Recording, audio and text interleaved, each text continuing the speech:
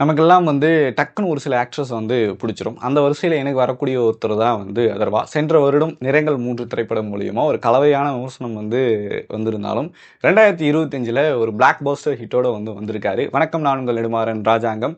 DNA படத்தோட வந்திருக்காரு. DNA படத்தை வந்து டைரக்ட் பண்ணியிருக்காரு. டைரக்டர் நெல்சன் வெங்கடேஷன். இந்த படத்துக்கு வந்து முக்கியமான ஸ்டார் காஸ்டிங்காக அதர்வா, நிமிஷா சஞ்சயன் அண்ட் பாலாஜி சக்திவேல், ரமேஷ் திலக், சேட்டன் மற்றும் பலர் வந்து நடிச்சிருக்காங்க. அண்டு இந்த படத்துக்கு வந்து பேக்ரவுண்ட் மியூசிக் வந்து பண்ணியிருக்காரு ஜிப்ரான் வைபோவன். அண்ட் டிஎன்ஏ திரைப்படத்தோடைய ஒன்லைன் என்ன அப்படின்னு சொல்லிட்டு பார்த்தோம்னா, திவ்யா அவர்களுக்கு ஆல்ரெடி பிபிடி இந்த டிஸார்டர் வந்து இருக்குது. ஸோ இந்த டிஸார்டர் இருக்கக்கூடிய ஒருத்தர் ஆனந்தன் வந்து மேரேஜ் பண்ணிக்கிறாரு. மேரேஜ் பண்ண அப்புறமா இவங்களுக்கு வந்து ஒரு குழந்தை பிறகுது. ஹாஸ்பிட்டல்லையே வந்து இது என்னுடைய குழந்தை இல்லைன்னு சொல்லிட்டு திவ்யா கிட்ட கொடுக்கும்போது சொல்கிறாங்க.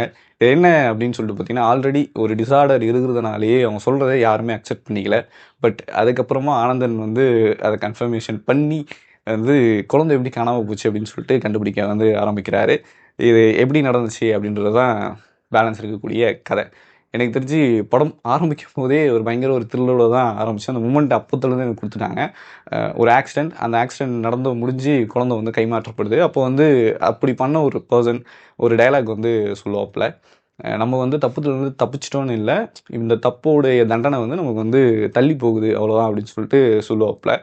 கதையில் அதுக்கப்புறமா ப்ரெசன்ட் டேக்கு வந்து வருவாங்க.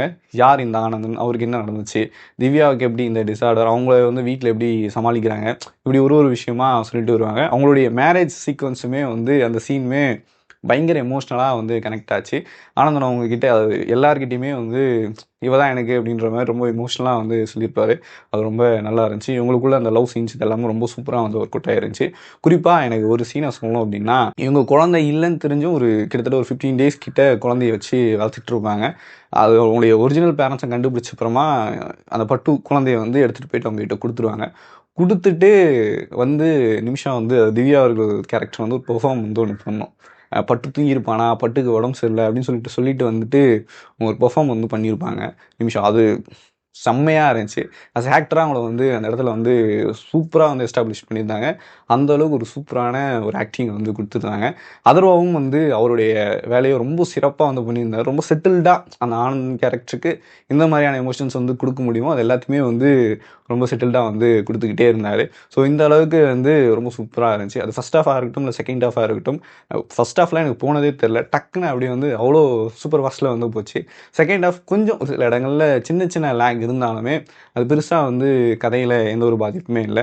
குறிப்பாக படத்துடைய ஸ்க்ரீன் பிளே ரொம்ப சூப்பராக வந்து உட்காந்துருந்துச்சு. அது எல்லாமும் நம்மளை வந்து எங்கேஜிங்காக வந்து இருந்துக்கிட்டே இருந்துச்சு. அண்ட் தென் படத்துடைய விஷுவல் சினிமாட்டோகிராஃபி ரொம்ப சூப்பராக வந்து இருந்துச்சு. அது லவ் ஆகட்டும், அந்த த்ரில்லர் ஜேர்னி வந்து நமக்கு காமிச்ச விதமாகட்டும், ஒட்டுமொத்தமாக அது வந்து கதையிலையுமே வந்து ஒரு சஸ்பெக்டோடு வந்து போனது நமக்கு வந்து த்ரில்லர் எக்ஸைட்மெண்ட்டை ரொம்ப கொடுத்துக்கிட்டே இருந்துச்சு. ஸோ ஓவராலாக வந்து ஒரு சூப்பரான ஒரு படமாக வந்து வந்திருக்கு டிஎன்ஏ. இதில் இன்னும் நிறைய விஷயங்கள் வந்து பேசப்பட்டிருக்கு. குழந்தை கடத்தலை பற்றி ரொம்ப சுருக்கமாக, அதுக்கு பின்னாடி எவ்வளோ பெரிய ஒரு நெட்வொர்க் இயங்கிட்டே இருக்குது, அதுக்கு வந்து இந்த சொசைட்டியுமே எப்படி ஒரு காரணத்தை வந்து கொடுத்துக்கிட்டே இருக்குது அப்படின்ற வகையில் வந்து இது பண்ணது வேற ஒரு பாயிண்ட் ஆஃப் வியூ வந்து ஓப்பன் பண்ணி விட்ட மாதிரி இருந்துச்சு. ஸோ டிஎன்ஏ நீங்கள் பார்த்தீங்க அப்படின்னா உங்களுக்கு எப்படி இருக்குது அப்படின்றத வந்து கீழே வந்து கமெண்ட் பண்ணுங்கள். இந்த வீடியோ உங்களுக்கு வந்து பிடிச்சிருந்துச்சுன்னா லைக் பண்ணுங்கள், ஷேர் பண்ணுங்கள். மறக்காமல் நம்ம புலிகேஸ் சேனலை சப்ஸ்கிரைப் பண்ணுங்கள். நன்றி, டாடா, பபாய்.